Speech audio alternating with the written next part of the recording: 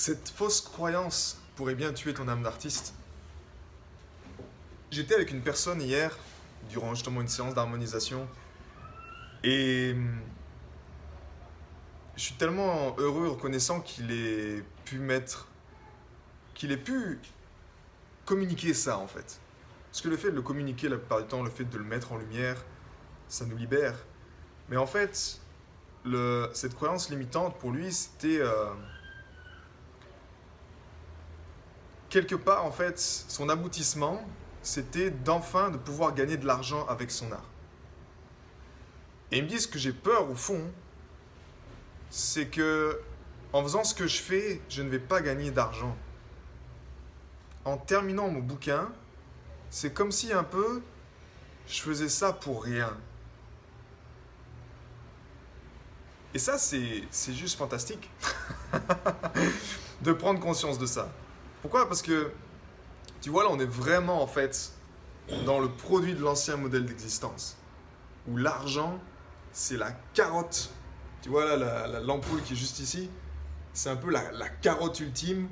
Tu te dis, ben ouais, mais si je fais mon art, si j'honore mon art, mais qu'en même temps, j'ai pas d'argent pour ça, bah à quoi bon, en fait? Et, en l'occurrence, tu as raison, si tu veux le penser ainsi. Le seul hic là-dedans, qui est beau à comprendre, c'est que en fait, c'est juste justement que cet ancien modèle d'existence n'a pas appris, n'a pas fait prendre conscience à la personne, n'a pas fait prendre conscience de l'artiste, quelle est sa véritable place. Un artiste, dans mon cœur, les êtres comme nous sommes des éléments de la nature. Imagine un moment que un arbre fruitier se dit ouais, mais si au fond je suis pas sûr d'avoir l'argent dont j'ai besoin, donc quelque chose qui est extérieur, quelque chose qui ne nous contrôle pas, je suis pas sûr d'avoir ça quand je vais croître, ça va me prendre peut-être 5-10 ans et je vais enfin apporter les fruits et si je suis pas sûr d'avoir la reconnaissance, d'avoir l'argent derrière qui va m'assurer de me dire là j'ai fait mon job, à quoi bon? Alors j'arrête. Et à ce moment-là, toute la nature, il n'y aurait pas de nature en fait. Parce qu'on attend une reconnaissance extérieure. Donc ici, on est vraiment dans l'être. Il y a une aberration au niveau de l'être. Si tu adoptes cette croyance que tu fais ça pour de l'argent, en fait, dans tous les cas, ça va échouer. Tu ne pourras jamais prendre ta place d'artiste, de véritable artiste. Là, je te parle de l'artiste incarné, de l'artiste qui crée. Pour moi, au fond, un artiste, c'est vraiment, tu peux être un artiste dans toutes les petites choses que tu fais. Mais c'est avoir cette connaissance-là, cette connaissance innée que, non, l'argent fait partie du jeu. L'argent, en tant qu'humain, il fait juste partie du jeu.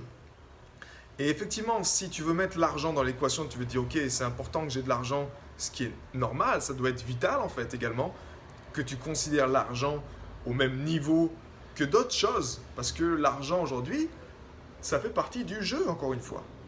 Mais tu peux être un artiste fauché ou un artiste prospère.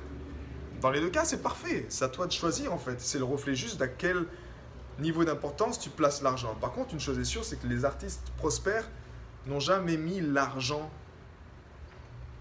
en priorité en fait. Pense à des artistes comme Sting. Il n'a jamais mis l'argent en premier lorsqu'il a créé ses chansons parce qu'il a eu des moments où il avait pas d'argent. Et c'était pas ça qui était important, c'est juste qu'il savait, il honorait cette voix à l'intérieur de lui-même. Il honorait cette voix au fond de lui qui lui disait c'est important pour moi. Je sais que je dois le faire, c'est tout. C'est mon chemin de vie. Et notre plus grande récompense est là, en fait. Mais quand tu honores cette voix intérieure, quand tu honores pleinement cette voix intérieure, elle est naturellement dans le service de l'humanité. Imagine si Sting, justement, à l'époque, s'était dit « Ouais, mais je suis pas sûr de gagner de l'argent, donc je vais pas écrire mes chansons. » On n'aurait jamais eu des titres comme Every Breath You Take, comme tous ces tubes extraordinaires, intemporels qu'il a écrits, avec avec son groupe également The Police. Mais en même temps, c'est beau de le ressentir, tu vois, cette croyance erronée. C'est beau de se dire, ok, c'est beau de l'accueillir. C'est beau de se dire, ouais, au final, je peux écrire mon bouquin, mais si je gagne pas d'argent avec ce bouquin, bah c'est ok aussi. Ça va être le process qui est important. Tu vois, c'est ce process-là qui est important. Et je vois en fait le piège que tu peux avoir en tant qu'artiste, c'est de te conformer à l'extérieur quelque part. C'est-à-dire que tu pourrais écrire un bouquin dans lequel tu t'autorises à pleinement partager qui tu es, tu vois, en toute transparence, à sortir des sentiers battus, à tester des choses nouvelles et être détaché de ça en fait. Ou tu peux en fait être prisonnier de cet ancien modèle d'existence qui te dit ouais mais là on a besoin de survivre, tu vois, on a besoin de faire ça, ça, ça. Et donc tu adaptes ton bouquin à la demande en fait, ou à ce côté... non, un artiste, t'es pas dans une démarche de demande et offre, tu vois. Non, un artiste, il crée. Et il n'a pas besoin de s'adapter à ce qu'il y a à l'extérieur. Je vois beaucoup de personnes des fois qui écrivent des bouquins en s'adaptant à ce que la demande veut, tu vois. Peut-être ton titre, dans le titre, ce serait important d'adapter ça à la demande pour faire le raisonnement. Mais au fond, les gens, qu'est-ce qu'ils viennent chercher? C'est ton énergie, c'est ton histoire, c'est qui tu es. Et plus c'est innovant, plus ça sort des sentiers battus, plus ce sera un bouquin qui sera un best-seller en fait. Tu prends un livre comme celui-ci que je suis en train de lire en ce moment. J'ai ma fille.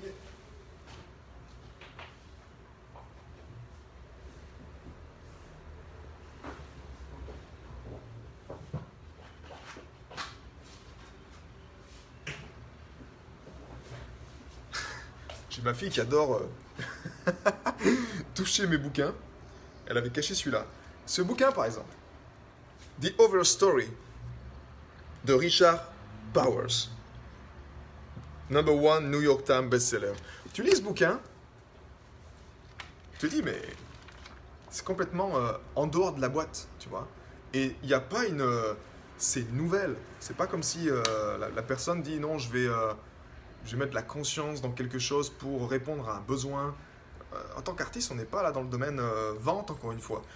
Il écrit des nouvelles, mais par contre, il met au cœur une vérité, en fait. Cette vérité qui est au fond de lui-même pour faire le pont entre les arbres, entre cette intelligence invisible que tu observes dans les arbres. Il est vraiment, lui, au cœur. Là, dans toutes ces petites histoires, il apporte une nouvelle perception que tu peux avoir avec une conversation avec un arbre, par exemple. Ouais, cette intelligence de l'arbre. Et cette personne, naturellement, elle ne s'est pas conformée à ce qui est actuellement. Elle a juste honoré son cœur et elle a fait ce qu'elle devait faire. Et l'argent est venu pour lui. Parce que il est numéro 1 New York Times. Mais c'est juste qu'il a honoré le créateur. Et la clé pour nous, c'est ça en fait. La clé pour nous les artistes, c'est que peu importe le temps que ça prend, l'argent c'est juste un ingrédient de l'équation. Ça demande juste de le considérer, de ne pas l'ignorer. De le considérer, ça veut dire que si tu veux être un artiste, mais que tu es en phase de construire en fait ton œuvre, ça va te demander durant cette phase, ça va te demander effectivement de pouvoir subvenir à tes besoins, que ce soit les tiens ou ceux de ta famille. Donc ça te demande de trouver des moyens. Soit tu vis avec ton art et tu fais des covers, c'est-à-dire que tu apprends des choses comme moi j'ai fait à l'époque pendant 5 années, où je vivais de 100% de reprises. Donc là je m'adoptais à la demande pour avoir de l'argent, en même temps ça m'a permis cet argent de créer mon premier EP, de l'enregistrer, d'investir 800 euros, 900 euros par piste pour l'enregistrer, tu vois. Mais au fond, ça reste juste un moyen, un instrument de contribution de ton œuvre. Un instrument de ton œuvre qui t'aide à faire ça. Après, il ne faut juste pas l'ignorer. Ça doit être juste, par contre, tu dois le mettre à la juste valeur. Mais la valeur la plus importante, c'est encore une fois, c'est d'honorer ton œuvre, d'honorer ton cœur d'artiste. Et grâce à l'énergie du cœur, tu peux être à même de voir où sont ces fausses croyances qui t'empêchent de prendre ta place avec ton art, qui t'empêchent d'affirmer ton cœur d'artiste. Parce que, effectivement, cet ancien modèle d'existence peut te faire comprendre que si tu n'as pas cet argent maintenant, ça ne sert à rien de faire un bouquin. Mais alors que c'est une aberration totale. C'est une aberration totale. Et si tu acceptes ça, tu vas tuer ton cœur d'artiste. La bonne nouvelle, c'est que tu peux le vivre pleinement, mais tôt ou tard, tu vas être tellement sec à l'intérieur, tellement pas épanoui, que tu es en phase de déperdition. Et encore une fois, c'est parfait ainsi. Si tu choisis également ce chemin-là, de mettre l'argent en premier, en carotte, et de te perdre justement dans cette course juste à l'argent ou avec ton art ou peu importe, ben, c'est parfait également. Si c'est ce que tu choisis, vis-le pleinement. Mais quelque part, tu vas te sentir vide à l'intérieur. Pourquoi? Parce que ben, c'est comme si tu demandes à un poirier de jouer l'épouvantail. Ben, au bout d'un moment, non, il a besoin de croître, il a besoin de faire pousser ses branches, il a besoin de sentir qu'il est là, qu'il existe. Et c'est juste dans son être qu'il est heureux. Il existe, il partage sa lumière au monde. Et peu importe ce qui se passe à l'extérieur, peu importe ce que les gens pensent à l'extérieur, on s'en moque, tu vois. Quand je te partage ce message aujourd'hui, je m'en moque quelque part de ce que tu vas commenter en dessous, de si tu vas critiquer, de si tu vas... Non, je m'en moque pour toi parce que, à la base, quelque chose qui m'inspire. Donc, c'est pas une question d'égoïsme, mais quand tu es artiste, tu dois être égocentrique, tu dois te focaliser sur ce qui est important pour toi. Et important pour toi, c'est ce qui est dans ton cœur. Et ce qui est dans ton cœur, c'est ce qui est dans mon cœur. C'est une énergie libre, c'est une intelligence universelle, c'est une conscience universelle qui fait que nous sommes là juste pour... elle veut nous voir épanouir, elle veut nous voir croître. Nous sommes les instruments du Créateur. Ce nouveau modèle d'existence nous dit ça, nous sommes les instruments du Créateur, nous œuvrons aux côtés du Créateur, et cette haute symphonie de la vie, elle veut nous voir nous épanouir. Quand tu prends l'image de ce jeune enfant qui est là sur son piano et qui veut jouer, mais il est frustré. Pourquoi il est frustré? Parce qu'il entend la musique à l'intérieur de lui-même. Il entend cette symphonie de la vie, mais il n'est pas capable de la reproduire sur le piano. Cette frustration-là, c'est l'énergie divine qui se matérialise au travers de lui-même et qui est en train de lui dire « crois » pour justement pouvoir extérioriser cette musique que tu entends à l'intérieur de toi. Tu as besoin de croître. Et là-dedans, oui, tu as besoin d'argent pour acheter des biens, pour acheter des cours de musique, pour acheter des choses. Mais ça fait, encore une fois, l'argent est au service de ton œuvre, il est au service de ta contribution, il est au service de ta vie. Il n'est pas le maître qui te dit que c'est ça pourquoi je me lève le matin, c'est pour l'argent que je me lève le matin. Si je vais au travail, c'est pour l'argent. Si tu es dans cet ancien modèle d'existence-là en tant qu'artiste, ben, tu vas souffrir. Encore une fois, c'est parfait, vis-le pleinement, moi tu auras compris ce que c'est. Mais la clé, c'est ça, c'est juste de mettre les choses au bon niveau. Et la chose la plus importante, encore une fois, c'est ce qui est devant tes yeux chaque jour. C'est que cette magie-là, tu ne peux pas y mettre un prix. Il n'y aura pas de prix. Cette énergie libre, un artiste, il n'a pas de prix. Tu n'auras jamais un prix en fait. Tu ne peux pas mettre de prix. Par contre, tu peux, en mettant ton service à l'humanité, en partageant une œuvre, en partageant ton message. Aujourd'hui, c'est ce qu'on a besoin également. C'est qu'on a besoin que, ben oui, il y a quelque part un modèle qui nuit plus qu'un autre, tu vois.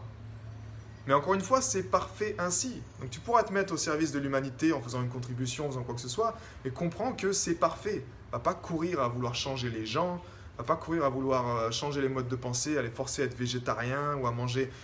Mais moi, je suis passé par là à une époque. Mais encore une fois, c'est parfait ainsi. C'est juste parfait ainsi. Nous sommes des êtres en voie de développement. Tant que c'est pas complet, c'est ok. Porter des masques, c'est parfait. Un Covid, c'est parfait. Des vaccins, c'est parfait. C'est une question d'être, mais tout est parfait ainsi. Il ne va pas laisser l'extérieur te polluer ton monde intérieur et t'empêcher d'honorer ce qui est important pour toi, c'est-à-dire ton art.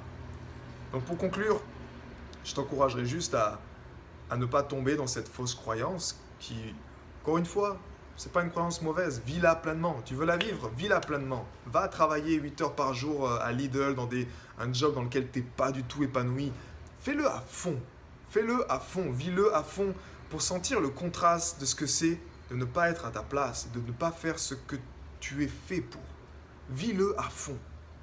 Et au moins, tu sauras ce que c'est. Si simple que ça. Encore une fois, c'est parfait ainsi. Tu veux le vivre? Vis-le. Et quand on aura marre, quand tu sentiras qu'il te manque quelque chose et que ce monde, il manque quelque chose là-dedans, bah alors après, fais-le à fond également. Tu veux écrire un bouquin? Écris-le, mais écris-le à fond. Fais-le à fond. Faisons-le à fond. C'est seulement en faisant les choses à fond dans notre cœur que bah, on encourage également les autres personnes à le faire.